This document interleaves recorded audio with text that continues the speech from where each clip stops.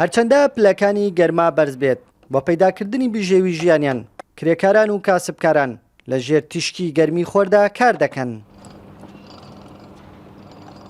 والله ئیشەکەی ئێمە لەگەڵدار و ئاسنایە شەڕەکەین هەر لە بەیان و حتا کوردنی وەڕۆ لەبەر گەرما تا سەعات 12 ئیشەکەن لەبەرەوەی پلەکانی گەرما بەرزە ناتوانین تا قوارە بێن و ئیش بکەین ئەتوشین توی نەخۆشی تو زگچوون بین توشی لاگەت خراپتر بین بەڵام تا سەعات 12 ئیشەکە لە 12 بە دوا ئەڕۆین خەوین تا 4 ژیانەکەمەش ئاوهایە فەرمو ئێمە دراوسەکانمان وڵاتە دراوسەکانمان ئەوە حاڵەکەی لە دایکە بێڕاتبی خۆی هەیە تا 18 ساڵ لە ساڵ بە دواشۆیدا دەچێت کاکە ئەو پارەکەدە چی لێ لاگە بڕۆ بیکە بەکەی بخۆت بەڵام ئێمە نازای خێر و خۆشی ئەم وڵاتە بۆ کوێچێ ئەمە ژیانەکەمانە بێت ژیانمان ئاوا ئەژین ژیانەکەمان ناوهایە.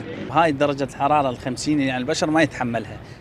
ئەم پلەی گەرمایە کە پەنجایە مرۆڤ بەرگەی ناگرێت باشتر ئەوەیە ئەم کاسبکارانە خۆیان بە شەپقە بپارێزن. شمسية على مود الحرارة لا تأثر عليه.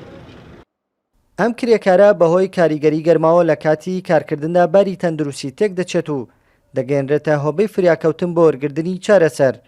داواش دەکات کرێکاران لە کاتی کارکردندا خۆیان بپارێزن لە گەرما. والله براکەم لەبەر عملەیە بی تۆ گەرمە دنیا جەوەکەی زۆر گەرمە یعنی من داواکاریمەوەی ئەم خەڵکەکەوە ئیشەکەیان کەوا ئیلاکەتیە کڵاوەیە تشتیاوانەیان ئاو زۆر بخۆن لەبەر ئیلاکەتێکە بووە ئاوە نەخۆش میکردی سەر لە خەستەخانە هەروەڵا زۆر ئیلاکیمە لە بۆنی گەرماکەوە هەروەڵا لە بۆنی گەرماکەەوە داخل مستەشفا بوو.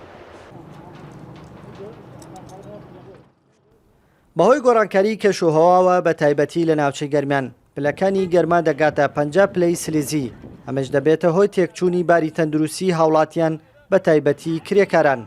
ڕۆژانش چەندین کەس بەهۆی گەرماوە تەندروستیان تێک دەچێت و دەگەێنرێتە نەخۆشخانە بۆ چارەسەرکردن. کاروان حەبیب، کورتسات نیوز، خورماتوو.